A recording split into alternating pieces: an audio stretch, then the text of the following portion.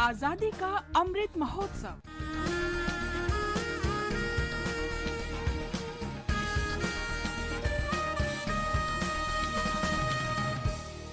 आजादी का सफर आकाशवाणी के साथ। भारत का गौरवशाली स्वतंत्रता संग्राम आधुनिक विश्व के अब तक के सबसे बड़े संघर्षों में से एक है। आकाशवाणी समाचार आपके लिए प्रतिदिन इस संग्राम की एक झलक लेकर आता है।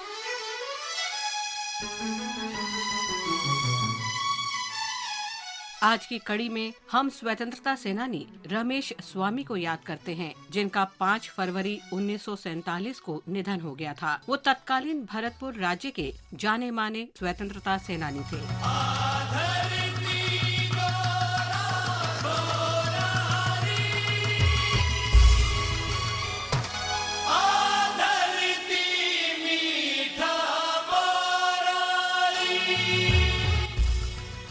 पेशे से शिक्षक रमेश स्वामी 1937 में भरतपुर प्रजा परिषद के सक्रिय सदस्य बने। उन्होंने एक जिम्मेदार सरकार के लिए लोगों को संगठित करने की गतिविधियों में भाग लिया और भरतपुर शासक के खिलाफ सत्याग्रह आयोजित करने के लिए राज्य के सभी हिस्सों की यात्रा की। मई 1939 में उन्होंने भरतपुर प्रजा परिषद के नेतृत्व में आयोजित सत्याग्रह में भाग लिया। परिणाम स्वरूप उन्हें हिरासत में ले लिया गया। 1942 में रमेश स्वामी ने भरतपुर राज्य में भारत छोड़ो आंदोलन में हिस्सा लिया और उन्हें भारत रक्षा नियमों के तहत गिरफ्तार कर कुछ समय के लिए जेल में डाल दिया गया।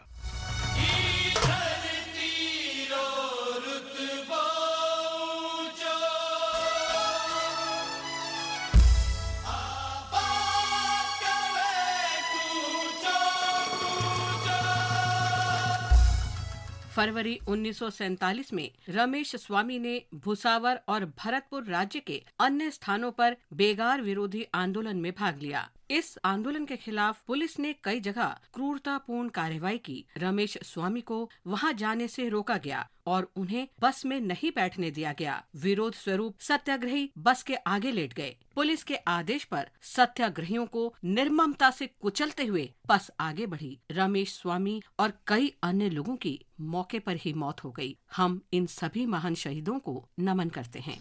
वतन पे जो फिदा होगा, अमर हो नौजवान होगा, रहेगी जब तलक दुनिया, ये अफसाना बयां होगा। आज हम जयंतिया स्वतंत्रता सेनानी ऊ गिरी दोलोई को भी याद कर रहे हैं, जो 5 फरवरी 1862 को शहीद हुए थे। जयंतिया हिल्स के एक क्षेत्र के प्रमुख ऊ गिरी दोलोई ने मेघालय में अपने पैतृक गांव शांगपुंग पर कब्जा करने की कोशिश कर रहे ब्रिटिश सशस्त्र बलों का विरोध करने में अग्रणी भूमिका निभाई थी।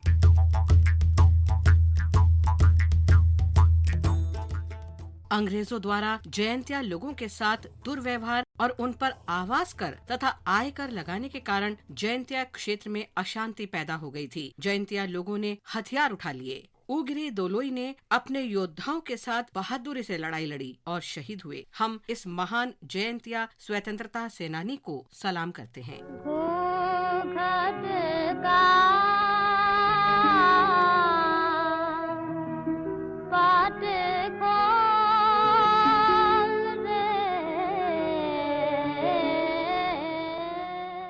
आज हम प्रसिद्ध शास्त्रीय गायिका ज्योथिका रॉय को भी याद कर रहे हैं, जिनका निधन 5 फरवरी 2014 को हुआ था। वे महात्मा गांधी की पसंदीदा गायिका थीं। गांधी जी अपनी प्रार्थना से पहले हर दिन उनके भजन सुनते थे। स्वतंत्रता पूर्व के दिनों में आधुनिक मीरा के रूप में विख्यात ज्योथिका रॉय मीराबाई के भजनों के गायन के लिए लोकप्रिय थीं।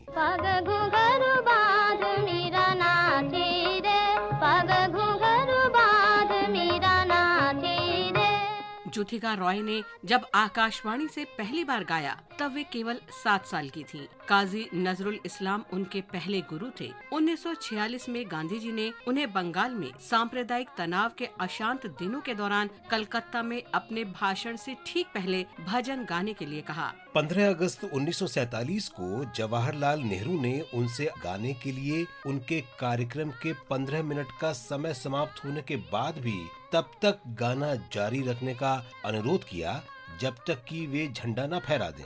ज्योतिका रॉय ने हिंदी और बंगाली के अलावा कई अन्य भाषाओं जैसे उर्दू और तमिल में भी गाया। इस प्रसिद्ध शास्त्रीय गायिका को हमारी भावभीनी श्रद्धांजलि।